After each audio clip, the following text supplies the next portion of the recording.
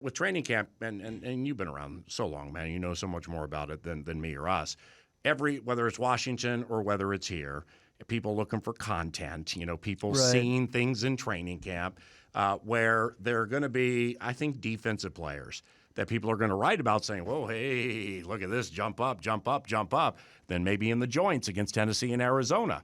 And I just don't want you, Justin, Ingram's second year, things like that to kind of be forgotten about into the season when it comes to key cogs, because I know you couldn't care less if the team is super hyped or flying under the radar, but specifically with the offense, you guys have a good team, man. And I'm not one to sit here and promise 13 wins and 11-0 in the one-score bits, but don't you agree that this is a good football team? Certainly. I think it's key to have very high expectations as players of yourself, of your unit, rather than just settling for being good, but to really focus on being great and knowing that to do that, your practices, your preparation, your training camp needs to be at that level. Mm-hmm. And so there are times when players may walk off the field and think they had a good practice and they're doing a good job. And you have to reframe the expectation. Mm-hmm. Now, good isn't what we're chasing here.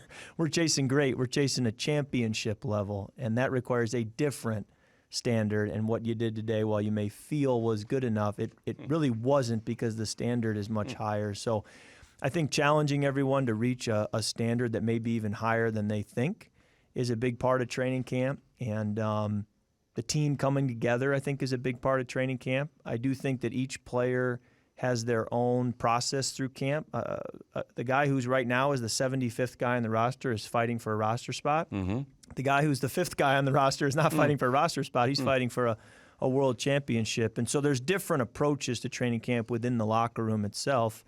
And each player needs to be a pro and do what they have to do to maximize these practices we're given. When you or coaches, to talk about the complexity of playing quarterback, and from a cliche standpoint, Kirk, it's widely considered, it's of all the pro sports, the core four, quarterback for a National Football League team, it can be argued, is the toughest spot of all of them, including pitchers for Major League Baseball, maybe goalies for hockey. And what I'm getting at is with the Netflix piece, with specifically with you and Patrick, blurting out the plays, you see the process that goes into the game, how it's coming at you as we know it's fast, but now we know how fast it is, and the changes that have to take place. It's a labor of love, isn't it? I mean, God gifted you with the ability to be accurate and not be a simply middle of the field guy. You can throw outside the numbers, and not everybody's like that. So the gifts are there. But from a scholastic standpoint, that really is the separator, isn't it, if you're not putting in the time? Well, I do think that a big part of the position and playing it well is above the neck. Mm-hmm. It's how you process. It's how you see information, organize that information, and then make decisions in the moment. You can train your instincts through practices and through years of preparation, but so much of the game and the position is played above the neck, and it's hard for a fan to see that because they're not in meetings. They're not in those deep conversations. They just see the product, and it looks like a bunch of athletes just playing, but there's so much thinking that goes into it. And off the way that Netflix series was put together, quarterback, it was unbelievable. I mean, I absolutely loved it. I'm sure you've gotten a lot of reaction of people who absolutely loved going deeply behind the scenes like that. But a couple of things that I kept thinking about in common thread fashion was those around you, they can keep secrets. I mean, because I'm here and in different places than a lot of media members, and I'm here a lot during the season. I mean, I never heard word one of this, and nobody said anything the whole season. Never saw any microphones. Well, weird camera guy walking around at different times. You're like, hey, what's that?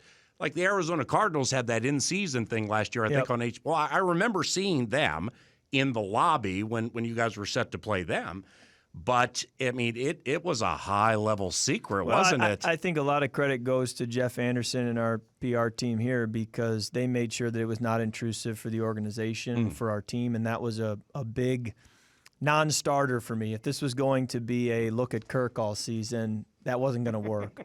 And then NFL Films, I think, who was doing the filming, they were pros at how to capture the necessary content while not being intrusive. So the combination of our PR team, our organization, working with NFL Films, I think that was seamless, and it was a mission accomplished as far as getting through the season in such a way that it was not intrusive and people didn't really know they were there. Right. So I would imagine you're fueling up at the Quick Trip down the street in Egan, and you're probably getting recognized now, right?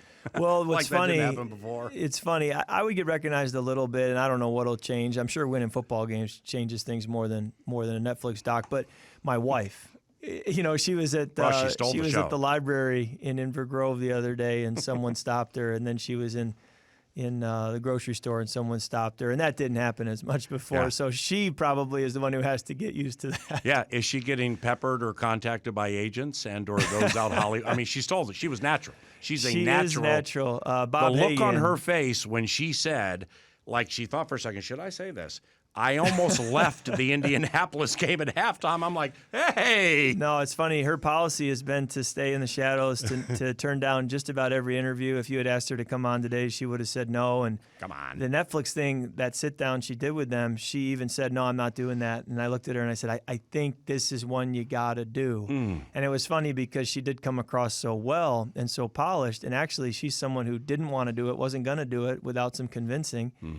They wanted to mic her up for the game, and she said no, so they only have clips of filming her with no microphone on is all they have of her watching games. So, but she looked natural. She tends to shy away, but when she is on camera, she does a great job. So we'll see what it leads to, but knowing her, it's probably going to be going back into the shadows now. Well, see, that's just Kirk Cousins 9 to noon training camp preview day. That was something that really jumped out at me. Just she sweat the games like she didn't know there were cameras around. And that's not necessarily the case for everybody when they're doing something like that. So, I mean, she's obviously invested, and the chat you guys had in the front of the car after the Giants game, and it was just terrific, man. But when she's a big fan of football. We'll be on a vacation in July before training camp. Let's say I'm on a boat, out in Michigan, Lake Michigan, and she'll say, oh, I can't wait for training camp. Yeah. Can't wait to get back. And I'll say, whoa, Yeah. like we're on vacation. But she just loves it. She loves bringing the boys to the game. She loves following it. She loves watching the other games around the league when we come home from our home games. So it's been fun to have a spouse who is really following it, looks forward to coming to training camp practices, and just enjoys the whole process. Kirk, do you ever, you're hungry, all right? You don't feel like making a meal. You ain't going to do the DoorDash or Uber thing or whatever. Do you ever, in the off season, get a bunch of, say, Tostitos chips or a bunch of chips, put a bunch of grated cheese on it, maybe some jalapenos, some olives, or whatever you like, and then just crush it? And it's a massive, massive, when's the last time you ate for your body an awful meal? It hasn't been too long ago because it was our summer break just a few days ago, and that was kind of the last hurrah before you start to lock it in. So we call that, my brother-in-law started calling that naughty Kirk. When I go out and order a pizza and a chocolate shake and double cheeseburger, and yes, I'm not really a candy guy, but ice cream, whatever it may be.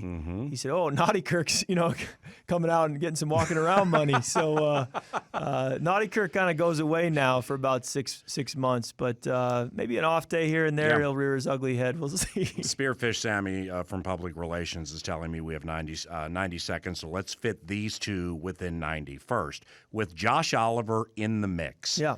What's different with the running game that you like? Because this has been my off-season fascination, where I've been like, they got something up their sleeve here. Well, he gives us a unique ability to really secure the edge in the run game, and then also in the pass game in some ways with pass protection, and then also his versatility as a route runner.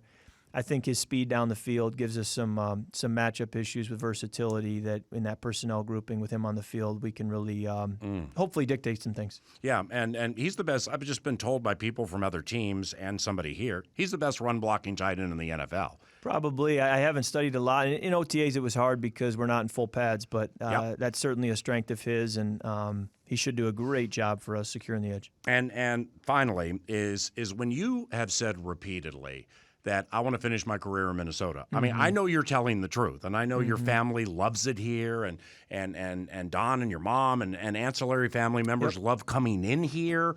Do you think you'll finish your career in Minnesota?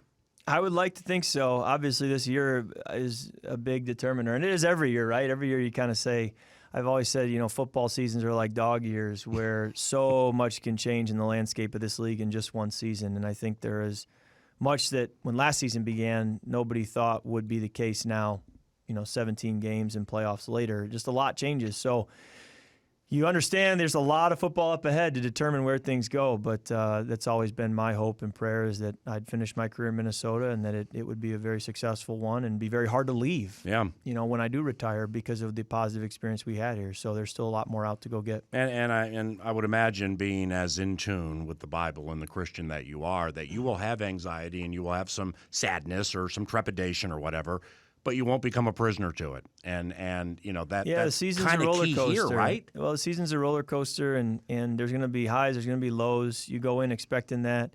Hopefully more highs than lows, but you understand it. Even in a great season, you're going to have some challenging moments, whether it's injuries or tough loss or the inches don't go your way. So you kind of get your heart and your mind ready for that now, understanding that that's a part of the journey, and tough times don't last, but tough people do, and just stay the course. And certainly my faith becomes a big thing I rely on, through the ups and the downs, to stay very level-headed and be consistent, because I think a big part of having success in this league is being able to do it again and again and again, and not just being a flash in the pan, but being a guy who consistently shows up day after day and gets it done. Awesome seeing you. And, absolutely. God bless Lots you. More ahead. God bless you and your family.